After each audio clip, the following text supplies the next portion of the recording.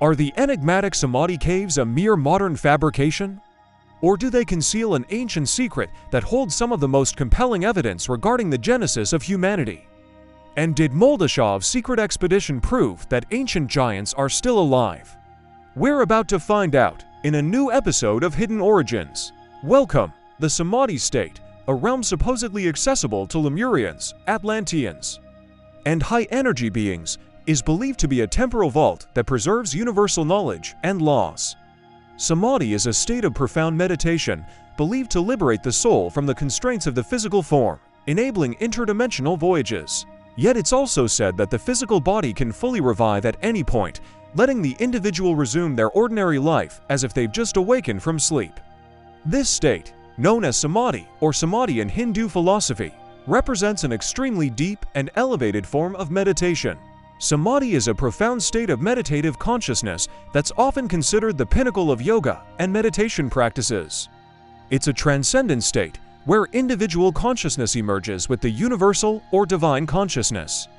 It is the epitome of spiritual enlightenment, a state of perfect equanimity and inner peace. Here, the body becomes as rigid as stone, teetering on the edge of consciousness and sleep. Despite maintaining vital bodily functions, contemporary medicine struggles to decipher the mechanisms behind this phenomenon. Only a handful of individuals over many centuries have successfully achieved this meditative state. Our story today revolves around a certain professor, Ernst Moldashev. His fascinating journeys to the Himalayas brought him face to face with the enigmatic state of Samadhi. Driven by curiosity, he sought to unravel its mysteries and find tangible proof of its existence. Ernst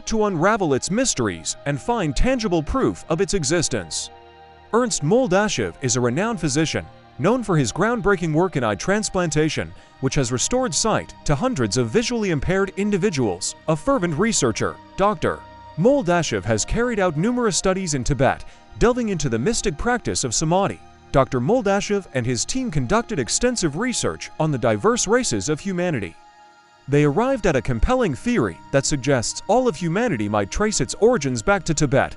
According to their hypothesis, our genetic ancestry directs us to this region. And from there, our ancestors gradually dispersed across the globe.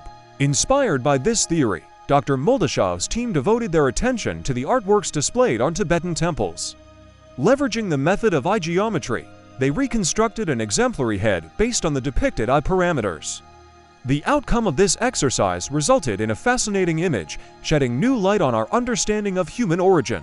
And together with him, he went on an expedition from India through Nepal to Tibet. In his quest for understanding, Professor Moldashev interacts with various monks across different monasteries. His drawn image invokes astonishing reactions from them. Certain monks query him directly, asking if he found the depicted figure's body in the mountains or the sea. To those more enlightened, he explains that the drawing is an outcome of meticulous geometric studies of the cornea. It is based on the mathematical approximation of average eye parameters, which were then compared to unique eyes portrayed in Tibetan temples. Through these studies and subsequent computerized comparisons, he could replicate the appearance of people with these unique eyes. The surprising results show a big bump on the head instead of a nose and 3 eyes. Moldashev guesses that this could be how the legendary Atlanteans might have looked like. Furthermore, Moldashev proposes that Samadhi could be humanity's lifeline. He believes that this state allows preservation of the body across centuries. If required, it could enable the initiation of a completely new civilization. On our planet, many civilizations have come and gone. Each time, those emerging from Samadhi give rise to a new humanity. During one expedition, Moldashev and his team, with the help of the monks who protect and serve these sites, discover Samadhi Cave. The monks respond to the most profound and mysterious inquiries with a single phrase, "I won't even tell God about it." The team journeys to a village located 3,000 meters above sea level. There, no one speaks English, so they rely entirely on their translator, Kiram. When asked about the presence of caves, the villagers confirm there are many. But at the mention of Samar, they fall silent. In this village, they encounter 2 unusual individuals. Despite being 60 and 95 years old respectively, they appear youthful. These 2 are initiates who guard and maintain the caves, visiting them monthly. After spending 3 days with them, any talk of the caves still meets with silence. Their interest is apparent, but an oath of secrecy prevents them from revealing or probing further. The next day, the younger monk discloses during a meeting that gaining access to a Samadhi cave requires an application process and a trial of meditation. When Moldashev queries who provides the permission, the monk reflects the question back to him. The person granting access, the monk elaborates, is the one residing in the permission. The monk reflects the question back to him. The person granting access, the monk elaborates, is the one residing in the cave, a human in a state of samadhi. With the elder too old for this task, the young monk is now the sole guardian of the cave. He keeps silent when asked if there are others in the same state in different cave chambers. He describes how he enters a meditative state a week before the cave visit. As he starts praying and intensifies his meditation inside the cave, he is allowed to approach the samadhi. The monk then explains the peculiar energy within the cave, saying that visitors can experience headaches. Ignoring these symptoms can lead to death. In describing the cave's interior, the monk talks about a hall where a peculiar headache begins to creep in. The most dangerous part, however, is the connecting passage between the halls due to its concentrated, intense energy. When questioned about the specifics of the person in samadhi, their location, conversation, physical size, his exclusive access, and appearance, the monk repeats the same answer: it's a secret. All he reveals is that sometimes the person in samadhi is clothed and sometimes not, sitting in the Buddha's pose, their body cold and hard. The story takes a turn when the older man is presented with the drawing of the hypothetical Atlantean. The old man scrutinizes the drawing and says, "I won't tell you anything about the Samadhi cave. It's a big secret." Unwilling to give up, they probe further with a series of questions, beginning with whether a person like the one depicted in their drawing exists inside the cave.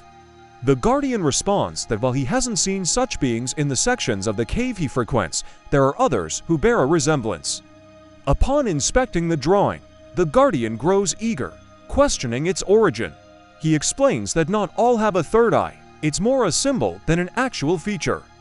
Some have larger, extraordinary eyes, while others are quite average. Similar diversity exists with their noses and ears. Some are small, while others are large. Moldashev shares an excerpt from his book, directly questioning the guardian on the existence of ancient people in the caves, their distinct features: a large skull, unique eyes, a small nose, large ears, a big body, a robust chest, and whether they could be considered the most ancient people. The guardian, however, responds with cryptic mentions of a secret. Inquiry into whether the caves harbor individuals from previous civilizations in a state of samadhi brings an intriguing reply. The guardian suggests that the duration one can remain in samadhi within the cave depends on the strength of their spirit, suggesting a potential span of thousands to even millions of years. The elderly man, who has been the guardian of the samadhi cave for many years, admits to never witnessing someone enter samadhi. He explains that those who have tried and failed could not pass the trial meditation, attributing it to the lack of fortitude in modern people compared to their ancient counterparts. This, he posits, could prevent them from crossing the psycho-energy barrier into the cave. The guardian reveals that individuals in samadhi always maintain a stationary position, some resembling the pose of Buddha. He chooses his words cautiously, only sharing what he's certain of, as he's a guard, not someone to stand around asking questions. As he's a guard, not someone to stand around asking questions. Further details include that those in samadhi usually sit on tiger skin, their bodies feeling dense and cold to the touch, their eyes half closed and turned upwards, showing only the whites, like someone asleep. He whispers to Lobankov that these details prove that people in samadhi are alive. When asked about the caves being protected by high-energy spirits, the guardian reverts to his cryptic reply: "It's a secret." In the end, Moldashev and his colleagues interpret the guardian's cryptic secret response to most likely mean yes. Asked if there are other samadhi caves across the world, the guardian affirms, mentioning Nepal, Tibet, China, and India as locations. As time rolls around for the third control session of questions, despite being convinced of the old guardian's honesty, they pose another question. Can we ever enter a samadhi cave? But silence is again their only response. Caught off guard by their audacious question, the elderly guardian replies, "You wouldn't survive the trial meditation." So far, Only I and my younger counterpart have succeeded. It's highly risky. Despite their good intentions, he seems dubious. The plea to at least have an attempt, the old man, seemingly empathetic, promises to consider it and asks them to return the next day. Their encounter with the guardian gives them unprecedented insights into the lives of those in Samadhi from various civilizations. On their next meeting, they appeal to him for just a glimpse inside the cave, promising to respect the prohibition on photos and videos. After consulting with the younger guardian, the 95-year-old consents for one of them to try entering the cave. But don't count on getting in, he warns. None have crossed the trial of meditation. And remember, if you start feeling ill, retreat immediately or you'll lose your life. Understood. Despite the stern warning, Moldashev is undeterred. The team unanimously decides that he will be the one to attempt entering the moss-covered cave. But what did they find there? In recent years, a hypothesis has stirred debate among paranormal researchers.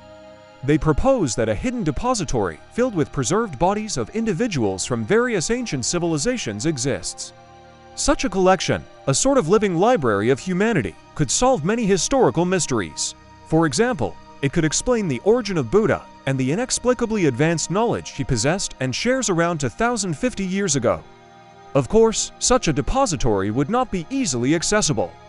These Samadhi locations are thought to be guarded by psychoenergy barriers that operate on the principle of remote hypnosis. There have been numerous documented instances of people dying suddenly after trying to enter these Tibetan caves. Only those who hold high religious positions and are adept in special forms of meditation are said to gain entry. Before we delve further into Ernst Moldashev's expedition and his attempt to enter one of these elusive caves, let's take a moment to reflect on history. Back in the 1930s, Adolf Hitler himself organized and funded several expeditions to uncover the enigma of Tibet. These expeditions documented that upon entering certain caves, members experienced intense headaches and were unable to proceed further. The peculiar pains and mental stress are described in detail in Moldashev's books, In Search of the City of Gods and In the Arms of Shambhala. Although Hitler's discoveries remain undisclosed, it's known that he kept a lifelong connection with a mysterious Tibetan monk, referred to as the Keyholder. This raises a question: could Count Saint Germain, who claimed he would retreat to his secret sanctuary in the Himalayas for rest before his eventual return to Earth, be among those preserved in Samadhi? According to Dr. Moldashev, there are three distinct types of Samadhi caves. The first kind houses beings from our own civilization, including figures such as Saint Germain. The second type is populated with Atlanteans and individuals from even older civilizations, such as Lemuria, Hyperborea, and Atlantis. The third is a mixed category, hosting people from both our current civilization and earlier ones. Now, let's delve into Moldashev's experience within one of these caves.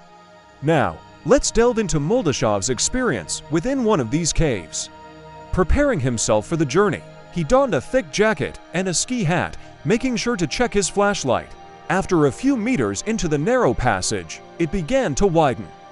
After passing through this extended space, he found himself in a narrow tunnel, around 2 to 3 meters wide. Having walked 25 to 30 meters in utter darkness, he encountered an iron door secured with a padlock. Suddenly, he heard footsteps behind him, causing his heart to jolt, but it was just the secret guard coming to unlock the door. The guard promptly vanished back into the shadows of the cave. The door was firmly set into the rock and cemented. Moldashev wondered if it was designed to lock behind him. Venturing further into the cave, he found himself in a spacious chamber. Cold air swirled around him. After moving another 15 to 20 meters, he paused, taking a moment to tune his senses. Yet, he felt no significant impact. Switching off his flashlight, he stood for a few minutes in the absolute darkness that only caves can afford, surrounded by silence. Fear was absent, likely a testament to his many years of athletic and surgical training, which conditioned him to maintain focus in complex situations. Resuming his journey, he soon spotted another passage about 2 meters wide on the opposite side of the chamber. He figured this tunnel marked the start of the psychoenergy barrier guarding the Samadhi cave. He began to scrutinize his feelings as he neared it. Initially, all seemed normal, but 2 meters from the tunnel's entrance. Initially, all seemed normal, but 2 meters from the tunnel's entrance, he started feeling mild anxiety. As he continued, this anxiety morphed into fear, and soon escalated to a strong sense of resentment. His next steps were accompanied by an intense headache, just as the old guardian had described. Moldashov, a man unaccustomed to fear and no stranger to navigating treacherous mountain trails and cave exploration, recognized that his escalating fear and resentment were externally induced. The emotions were not arising from within him. Nevertheless, the feeling of resentment and his headache both intensified. Overcoming these sensations, he pressed forward another 10 meters, but the pain in his head became unbearable. He stopped, switched off his flashlight, and stood in total darkness, trying to focus and dispel the relentless headache. Moldashov felt as if an external force was compelling him to retreat, an impulse that seemed to emanate from something beyond himself. Igniting his flashlight once again, he summoned the last reserves of his willpower and staggered a few more steps forward. His head pounded with excruciating pain, and an abrupt weakness flooded his body, making it feel as if everything inside him was on the brink of exploding. He realized that he could not continue any further, or he would surely perish. Igniting his flashlight once again, he summoned the last reserves of his willpower and staggered a few more steps forward. His head pounded with excruciating pain, and an abrupt weakness flooded his body, making it feel as if everything inside him was on the brink of exploding. He realized that he could not continue any further, or he would surely perish. Could these be the figures in Samadhi resembling human forms? The dim light seemed to lend them an uncanny and more substantial appearance. Deciding he could not stay any longer, Moldashov turned back and retraced his steps. The journey out mirrored his inward journey. The same sensations of fear, resentment, and severe headaches emerged. It appeared this was the trial that one had to undergo to gain access to ancient wisdom. With the last vestiges of his strength, Moldashov made it out of the cave, physically unscathed, but forever imprinted with the experience. The experience of climbing mountains and interacting with the local people as part of a team is entirely different from the solitude of navigating an immense, dark cave with nothing but a small flashlight, while being subjected to an invisible force that impacts your entire being and conceals unfathomable mysteries in its depths. Upon his return to Russia, Moldashov underwent a comprehensive medical examination which revealed no abnormalities. Despite the breathtaking experience, he couldn't help but feel a sense of disappointment. He had been so close to the figures in Samadhi, yet he hadn't been able to study them thoroughly. From this expedition, several conclusions were drawn. The Samadhi caves indeed exist, housing diverse entities from different civilizations. These caves are guarded by a psycho-energy barrier that elicits emotions of fear, anxiety, severe headaches, and physical weakness in those unprepared for its force. This force is irresistible and invincible. But while these findings provide answers to numerous questions, they also generate even more mysteries. It's apparent that we are the products of millions of years of planetary evolution. Before us, there existed cultures possessing technologies far more advanced than ours. Whether these cultures simply vanished or continue to thrive somewhere remains an enigma. Moldashov posits that there exist individuals and beings from past civilizations who reside deep within the earth, secluded in underwater caves and hidden subterranean cities. These beings have reportedly achieved a level of consciousness that allows them to exert control over their bodily processes, effectively rendering their bodies almost immortal. Moldashov that these individuals, held in a state of suspended animation within the Samadhi caves, are a kind of planetary backup system.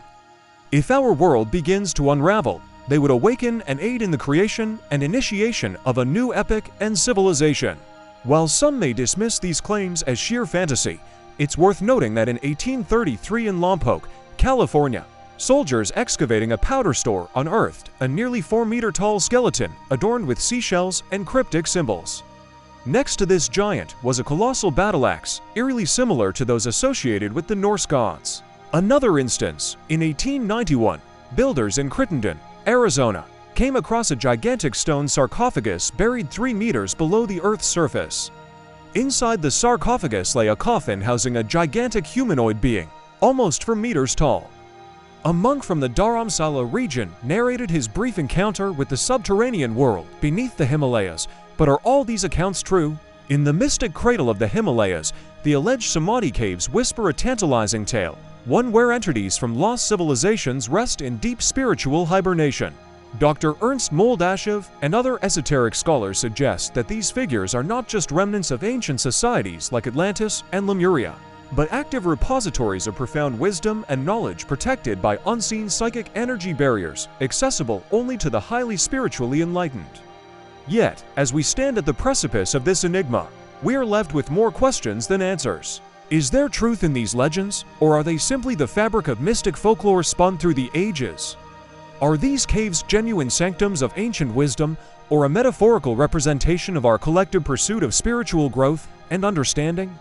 What if these Samadhi caves do exist? What could we learn from the eternal wisdom they house? Could this knowledge reshape our understanding of the world and our place in it? Perhaps one day, these questions may find their answers.